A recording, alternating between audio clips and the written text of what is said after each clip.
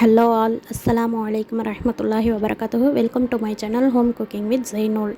This video sponsored by BuyMode e-shopping app. BuyMode e-shopping application is one of the shopping app now available Play Store and App Store. நம்ம BuyMode e-shopping ஆப்பில் நிறைய பொருட்கள், grocery items, அப்புறம் லேடிஸ்க்கான items, ஜென்ஸ்க்கானது, kids, உமன்ஸுன்ட்டு எல்லாருக்குமே எக்கச்சக்க பொருட்கள் sale பண்ணிகிட்டு இருக்கிறாங்க. அதுவும் குறைஞ்ச விலையில் ஆஃபரோடு கிடைக்கிது. நான் லிங்க்கை டிஸ்கிரிப்ஷனில் கொடுத்துருக்கேன். மறக்காமல் போய்ட்டு லிங்க்கை கிளிக் பண்ணி இன்ஸ்டால் பண்ணி செக் பண்ணி பாருங்கள். என்னோடய வீடியோக்குள்ளே போகிறதுக்கு முன்னாடி என்னுடைய சேனலை ஹோம் குக்கிங் வித் ஜெய்னூல் சேனலை சப்ஸ்கிரைப் பண்ணி பெல் ஐக்கானை கிளிக் பண்ணி வச்சுக்கோங்க. அப்போ தான் நான் போடக்கூடிய வீடியோக்கள் நோட்டிஃபிகேஷன் மூலயமா உங்களுக்கு வரும். இன்றைக்கி நான் என்னோடய ஸ்டைலில் ப்ரான் பிரியாணி எப்படி செய்யலான்றதை பார்க்கலாமா? இந்த வீடியோவில் அதை பற்றி தான் நம்ம பார்க்க போகிறோம். நான் கொஞ்சமான குவான்டிட்டியில் செய்ய போகிறேன். சும்மா பசங்களுக்கு மட்டும் காரெல்லாம் கம்மியாக செய்ய போகிறேன். இப்போது ப்ரானை க்ளீன் பண்ணி கழுவி ரெடியாக வச்சுருக்கேன். வெங்காயம் அரிஞ்சிக்கிட்டேன், பட்டை, லவங்கம், ஏலக்காய், அன்னாச்சிப்பூ எல்லாமே ரெடியாக எடுத்து வச்சுருக்கேன். அப்புறம் தக்காளி, அப்புறம் மிளகாய்த்தூள். நான் மிளகாய்த்தூள் மட்டும்தான் சேர்க்க போகிறேன் இன்றைக்கி, வேறு எதுவும் சேர்க்க போகிறேன். அப்புறம் கேர்டு ஒரு 2 ஸ்பூன் போதும். நான் வீட்டரிசி சாப்பாட்டு அரிசியை தான் இன்றைக்கி ஊற வச்சுருக்கேன். 3/4 நொய் அரிசி, பிரியாணி அரிசி சேர்க்கலை, சிம்பிளாக தான் செய்ய போகிறேன். குக்கர்லேயே தாளித்து விடலான்ட்டு இருக்கேன். மல்லி, புதினா, ஒரு அரை எலுமிச்சைப்பழம், அப்புறம் இஞ்சி பூண்டு. இப்போ ஒரு குட்டி வானலை வச்சு அதில் இந்த இறாவில் இருக்க தண்ணியெல்லாம் முழுசாக இழுத்தரலாம். ஏன்னா இப்போ நம்ம எண்ணெயில் போட்டு பிரியாணி தாளிக்கும்போது இதை தாளிக்கும்போது நிறைய தண்ணி இறங்கும். அது நமக்கு இன்னும் நேரத்தை இழுக்கும். குயிக்காக செய்யணும்னா இந்த மாதிரி செய்யுங்க.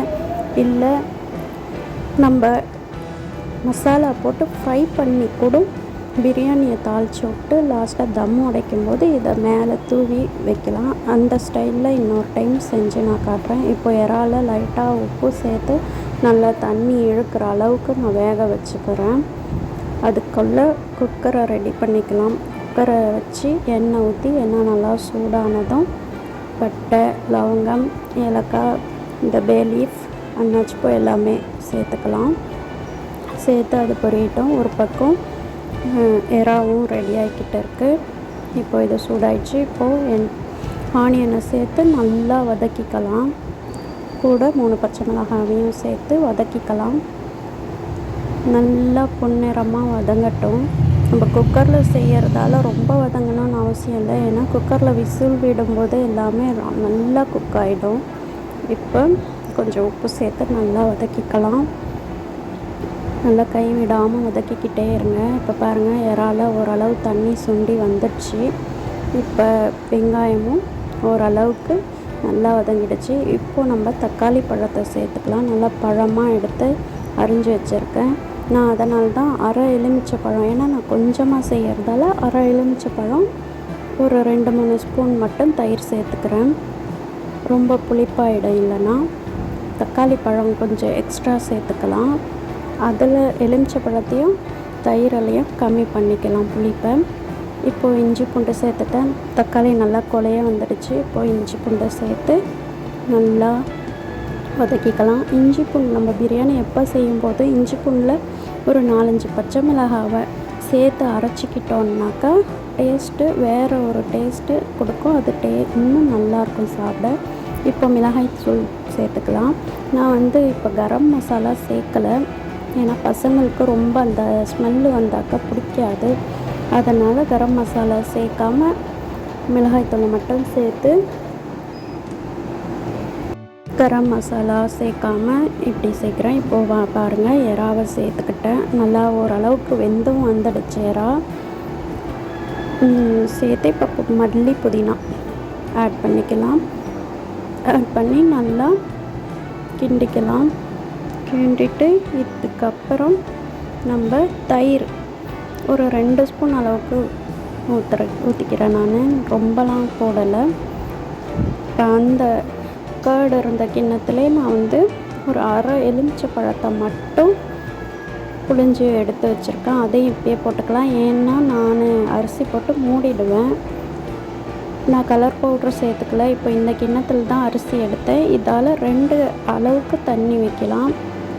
இதே பிரியாணி அரிசியாக இருந்தால் 1.5 போதும். பாஸ்மதி அரிசி அப்படி இல்லைன்னா ஜீரக சம்பா அரிசியாக இருந்தால் 1.25 போதும்.